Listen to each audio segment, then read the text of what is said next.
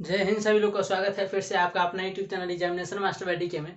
तो आज हम लोग पढ़ने वाले हैं, आप लोग को वीडियो देख रहा होगा बोर्ड पर, जो श्वसन तंत्र यानी कि रेस्पिरेटरी सिस्टम के बारे में पढ़ रहे हैं। ठीक है, श्वसन तंत्र श्वसन चैप्टर से। तो देखिए कि मानव का श्वसन अंग जैसे पढ़ रहे थे। ठीक है, यानी कि जो श्वसन मार्ग से कुल कितने हैं उसके बारे में पढ़ रहे थे।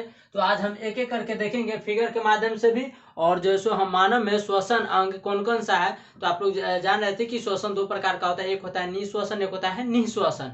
इंग्लिश में जिसको कहते हैं निःश्वसन को कहते हैं इंस्पायरेशन, और इंग्लिश में कहते हैं निःश्वसन को एक्सपायरेशन। निःश्वसन मतलब होता है सांस को लेना, और निःश्वसन मतलब होता है सांस को छोड़ना। उसके बाद होता है कि श्वसन, जैसे कि सांस लेते हैं तो उसके लिए बहुत सारे अंग की जरूरत पड़ता है सांस लेने के लिए। ठीक है, तो उसके बारे में जानेंगे। आज जो हमारे अंगों में, हमारे शरीर में कौन कौन से अंगों का महत्वपूर्ण योगदान होता है सांस लेने में, उसके बारे में जानते हैं। ठीक है, तो वीडियो अच्छा लगे तो लाइक जरूर कीजिएगा, कमेंट्स में एक अच्छा से कमेंट्स जरूर कीजिएगा कि वीडियो आप लोग को कैसा, जरूर बताइएगा कि वीडियो आप लोग को कैसा लगा, इसमें क्या सुधार हो सकता है, इसमें क्या इंप्रूवमेंट हो सकता है। शेयर जैसे कीजिएगा कि अन्य स्टूडेंट तक जो सो मेरा मेहनत जो है पहुंच जाए आप लोगों के सपोर्ट के माध्यम से, क्योंकि मेरा एक से तो हो नहीं सकता है, मुझसे जहां तक होता है हम कोशिश करते हैं कि वीडियो पहुंच जाए, लेकिन आप लोग जैसे कि मान के चलिए एक आपने एक स्टूडेंट को पहुंचाइएगा तो वो किसी और को पहुंचाएगा, यानी कि आप लोग 5 स्टूडेंट को पहुंचाते तो वो 5 को पहुंचाएगा। तो ऐसे में कि ज्यादा से ज्यादा वीडियो जो है सो अन्य दोस्तों तक, अन्य भाई बहनों तक पहुंच जाएगा। ठीक है, तो चलिए वीडियो को शुरू करते हैं।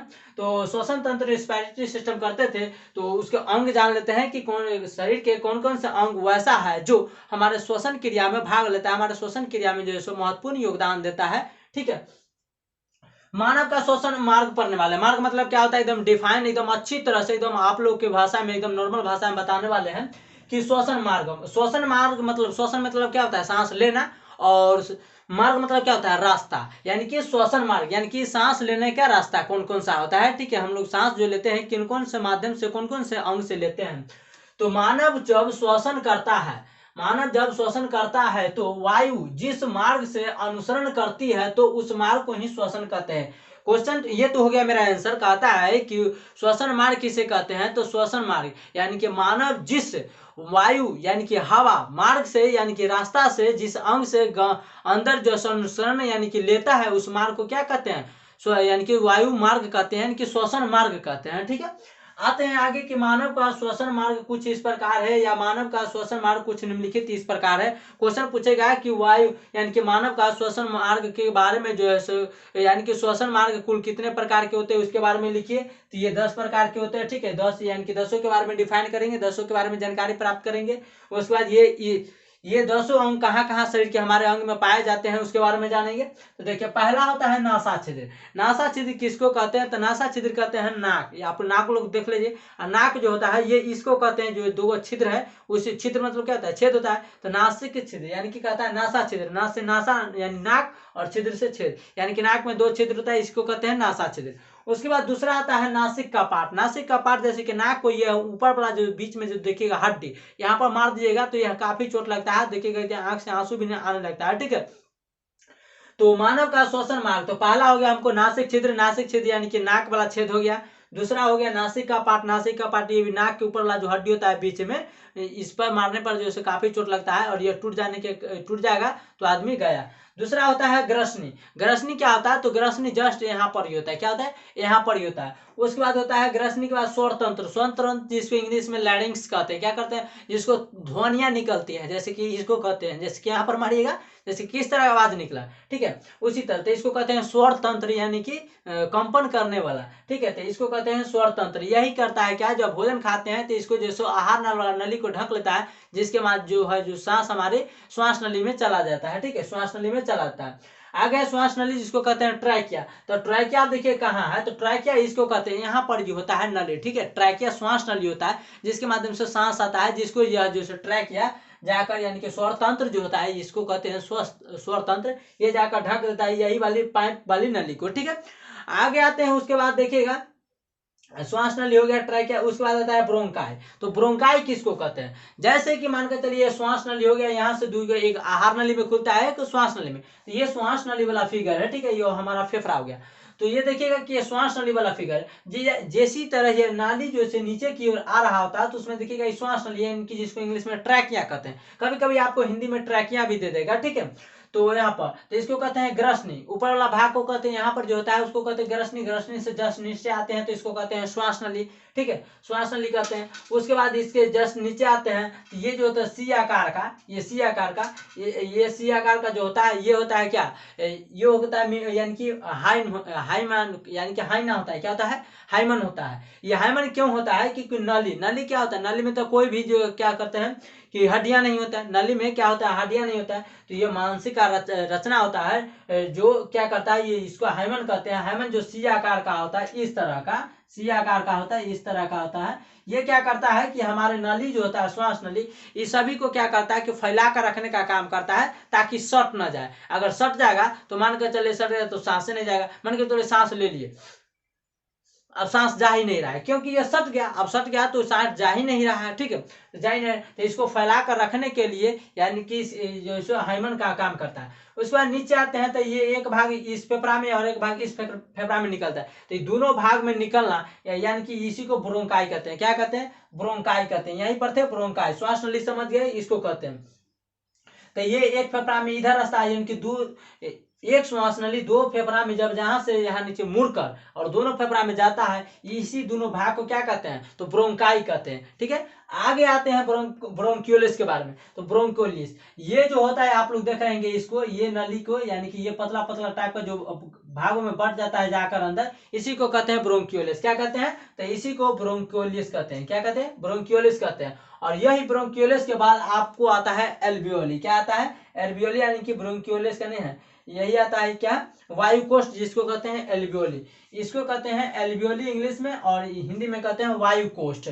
जैसे कि आप लोग प्रैक्टिकली देखिए, आप लोग को यानी कि हम लोग को नजदीक से कि कुछ उदाहरण ले लेते हैं। जैसे कि कोरोना वायरस में आप लोग देखे होंगे, तो जैसे कि कुछ लोग जैसे नहीं जानते हैं तो वो कहते हैं कि हम सांस जो लेते हैं वो नाक के माध्यम से लेते हैं, लेकिन नाक के माध्यम से सांस नहीं लेते हैं। नाक से हम सांस नहीं लेते, माध्यम तो है ठीक, सांस लेने का रास्ता है, नासा मार्ग है, नास छिद्र है, लेकिन हम सांस लेते हैं फेफड़ा से। अब कैसे लेते हैं यहाँ पर आपको क्लियर हो जाएगा, जिन लोगों को पता नहीं होगा, ठीक है। जैसे कि यही एल्वियोली, एल्वियोली क्या होता था कि कोरोना वायरस जब आता था तो कोरोना वायरस हमारी इस नली के, श्वास नली के माध्यम से ट्रैकिया होते, ब्रोंकाई होते होते, एल्वियोलिस के होते होते यहाँ पर जो है वायु कोष्ठ में चला जाता था। किसमें, वायु कोष्ठ यानी कि एल्वियोली में आता था, और इसी में आकर यह जकड़ कर पकड़ लेता था, जकड़ कर पकड़ लेता था।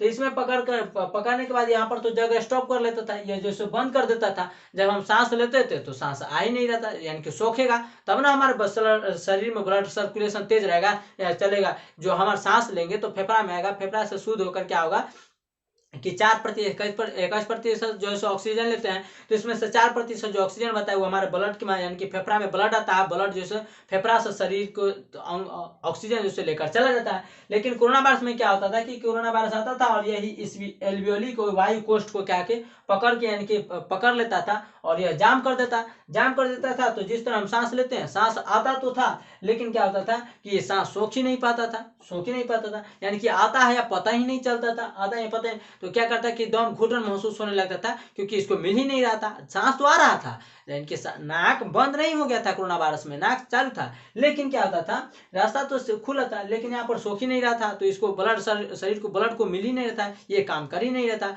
अब पता चलता है कि दम घुट रहा था, एकदम महसूस यानी कि चाहिए, लेकिन ये कोरोना वायरस में एल्वियोली को जाम कर देता था, ठीक है। आगे उसके बाद आते हैं रुधिर। उसके बाद क्या करता है कि यहाँ पर जो सो ऑक्सीजन आता है, यानी कि गैसें आती है, यहाँ पर गैस आ जाता है। उसके बाद एल्वियोली से, एल्वियोली में क्या होता है कि फेफड़ा यहाँ यानी कि यहाँ पर क्या आता है, ब्लड आता है। क्या आता है, ब्लड, यानी कि खून आता है, खून और ब्लड, और यहाँ से जो है ऑक्सीजन को अपना लेकर पूरे शरीर के माध्यम में, शरीर जहाँ जहाँ से ऑक्सीजन की आवश्यकता होता है, पूरे बड़े जहाँ जहाँ ब्लड जो है पहुँचाने का काम करता है। यहीं से लेकर ब्लड, यहीं पर शुद्ध जो है ऑक्सीजन पाया जाता है, यानी कि शुद्ध गैसें पाए जाते हैं, ठीक है। यहीं से ऑक्सीजन गैस जो है लेकर चला जाता है। उसके बाद क्या करता है कि ब्लड जब यहाँ पूरा शरीर में पहुंचा देता है, तो ब्लड शरीर के पहुंचाने के बाद कहाँ लेकर चला जाता है, सेल में, सेल यानी कि कोशिका में लेकर चला जाता है। कहाँ लेकर चला जाता है, कोशिका। और हम लोग जानते हैं कि हमारा जो शरीर है छोटी छोटी कोशिकाओं से मिलकर बना हुआ उत्तक है, उत्तक से मिलकर अंग है, अंग से मिलकर पूरा शरीर है। तो उसी तरह क्या करता है कि यह जो है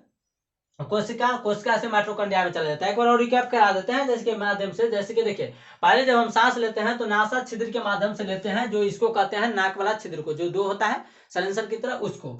उसके बाद देखिए नासिक का पार्ट आता है, नासिक का पार्ट इस वाला भाग को कहते हैं, यहाँ वाला जो भाग होगा हड्डी, उसको कहते हैं नासिक का पार्ट। दूसरा होता है, तीसरा ग्रसनी होता है। ग्रसनी जस्ट यहाँ पर होता है, क्या होता है, यहाँ पर जस्ट ग्रसनी होता है। जस्ट इसके नीचे जाइएगा तो लैरिंग्स होगा, जिसको स्वर तंत्र कहते हैं। यहाँ पर देखिएगा, यहाँ पर मारिएगा तो आवाज गजब तरह का निकलेगा, ठीक है।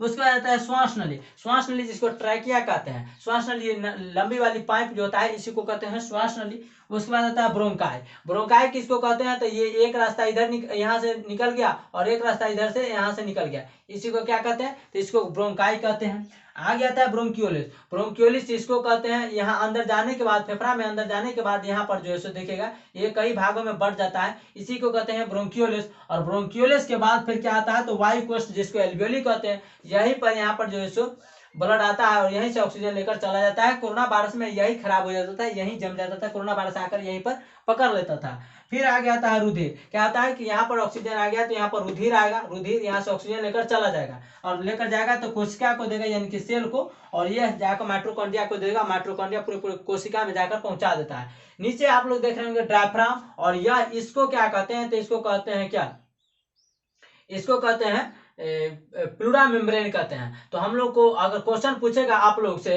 कि हमारे फेफड़ा जो है किस चीज से ढका हुआ रहता है, तो वो प्लूरा मेम्ब्रेन से ढका हुआ रहता है, यानी कि एक मेम्ब्रेन यानी कि झिल्ली होता है, प्लूरा मेम्ब्रेन नामक झिल्ली से ढका हुआ रहता है। नीचे आप लोग देख रहे होंगे ये पट्टी, ये इसको कहता है डायफ्राम। क्या कहता है, डायफ्राम। अगर अचानक आप लोग देखिए मूवी में दिखा देता है कि जैसे कि मान के चलिए वहां पर बाहर से टूट फूट कुछ नहीं हुआ और जैसे गिरा आदमी और चोट लगा गहरा और आदमी जो है ऐसे के ऐसे रह गया, ठीक है, न हूँ हाँ कुछ नहीं किया, आवाज वाज कुछ नहीं निकला, तो उसको क्या होता है कि वही डायफ्राम जो है यहाँ वाला जो है डायफ्राम टूट जाता है। जैसे कि फेफड़ा, जैसे कि हम सांस लिए तो सांस लेते हैं तो ये सुटुक जाता है, ठीक है, यानी कि ये इस तरह था, इस तरह हो जाता है, यानी कि सुटुक जाता है, इस तरह सुटुक जाता है, ठीक है।